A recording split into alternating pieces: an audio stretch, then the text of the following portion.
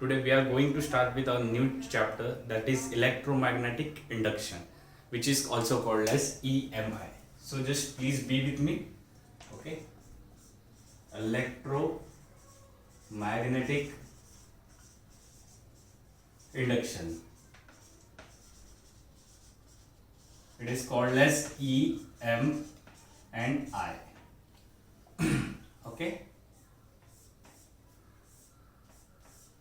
So for understanding electromagnetic induction, we need to understand first the concept of magnetic flux. So magnetic flux.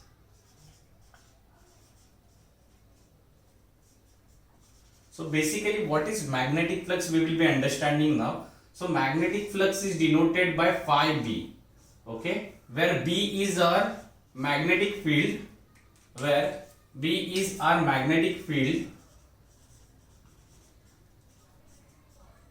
and phi is our flux. So what will be the definition of magnetic flux?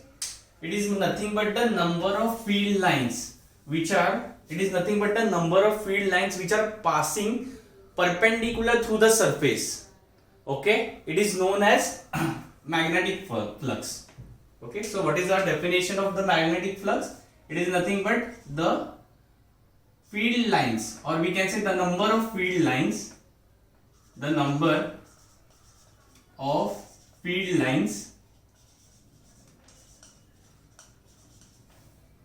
passing through surface. We can write passing perpendicular through the surface,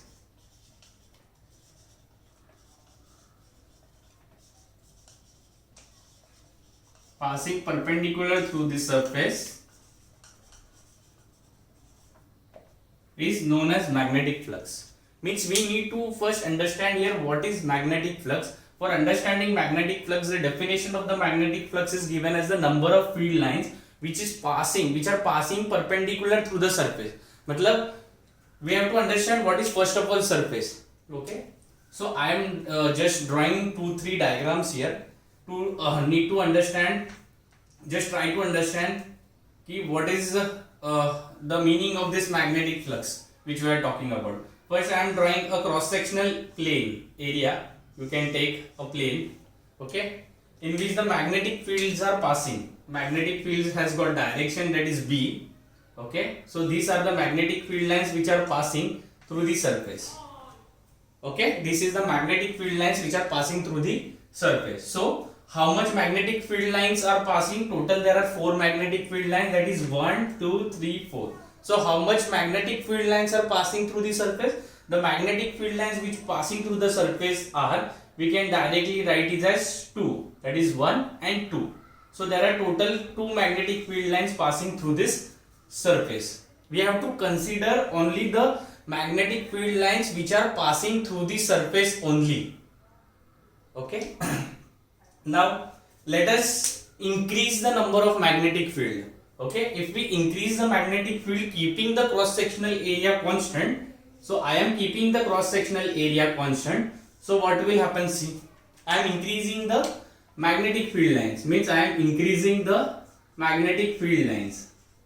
So यहाँ पे मैं क्या कर रहा हूँ, magnetic field lines को बढ़ा रहा हूँ. जैसे जैसे मैं मैग्नेटिक फील्ड लाइंस को बढ़ा रहा हूँ, what will be happen? See, okay, so there will be more number of magnetic field passing through this. Okay, so how many number of magnetic fields are passing now? That is 1, 2 and 3.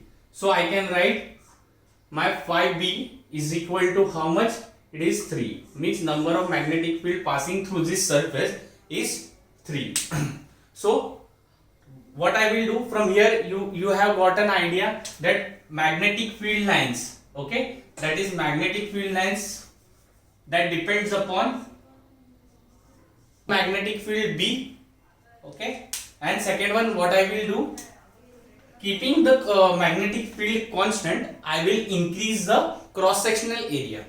By increasing the cross sectional area, see what will happen. By increasing the cross sectional area, my magnetic field passing through this will be, I will be keeping it constant. Okay, so this is 1, this is 2, this is 3, and this is 4. So how much magnetic field lines are passing now when we increase the cross sectional area? There are total 4 number of magnetic fields, 1, 2, 3 and 4, that are passing through the surface. Okay, and these are all perpendicular to the surface. You have noticed it once. Okay, these all are perpendicular to the surface. So number of magnetic fields are 4. So from here what we can conclude, the magnetic field lines is depending upon the magnetic field. Secondary, the magnetic field lines is depending upon the cross sectional area. Okay, so just write down this definition. Pause your video and just write down this definition.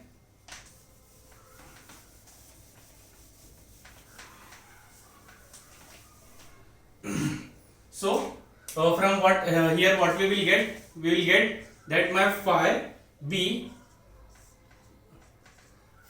is directly proportional to the magnetic field, and second, magnetic flux is directly proportional to what? It is directly proportional to A. So after putting the constant proportionality as a 1 by solving, then we will get phi b is equal to b dot A. Since these are means the vector, this is the area vector, so we have to put the vector sign in between. Okay, so this is the area vector. So this is the formula for magnetic flux, that will be b dot A. Since here is the vector concept we will be needing, so what is the vector concept we will see. Okay, just please note this diagram.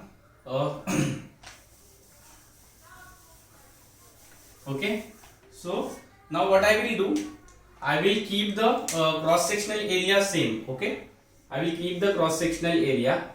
Okay, now what I will do, I will draw the area vector that is perpendicular to the surface. Okay, this is my area vector A. Now what I will do, I will draw the magnetic field lines at an angle theta. I will put the magnetic field lines at enclosed at an angle theta. So what will happen here? So we will be taking two components. For B, it will be horizontal enclosing theta, that will be equal to B cos of theta, and second will be the vertical component, that will be B sin of theta. So इसमें कौन सा component है जो हमें लेना है? We have to take that one component which is passing through the surface. Okay, which is passing through the surface. So you can notice or you can identify here that हमारा खाली एक ही component है जो plane के through जा रहा है, plane को फाड़ के जा रहा है, that is equal to B cos of theta. So हमें वैसे भी पता है कि डॉट प्रोडक्ट क्या होता है, it is nothing but the scalar product. So we will be getting it phi b is equal to B A cos of theta. Are you getting it? So this is our required expression. This is in vector form, okay, and this will be in our scalar product. So phi b is equal to B A cos of theta. So this is our required expression for. So we can state, when magnetic field is increasing, flux will be increasing. When area is increasing, flux will be increasing. When theta is increasing, flux will also be increasing. Okay, and what will be unit here? Magnetic field unit. The unit of magnetic field is Tesla. Okay, and the unit of area is nothing but meter square. So what will be our unit? Our unit will be Tesla meter square, or we can write it as Weber also. Okay, so this is our unit. So what we have learned, for magnetic flux, what it is required? We are requiring B, that is equal to magnetic field. Secondary is the A, that is the area vector, and third one will be the if it is an angle, magnetic field is making an angle with the area vector, so we'll be calculating the values of magnetic flux by putting the formula B A cos of theta. Okay, so what will be our definition of the magnetic flux? It is nothing but the number of field lines which are passing perpendicular through the surface. Only we have to take the lines which are passing through the perpendicular through the surface. It is known as magnetic flux.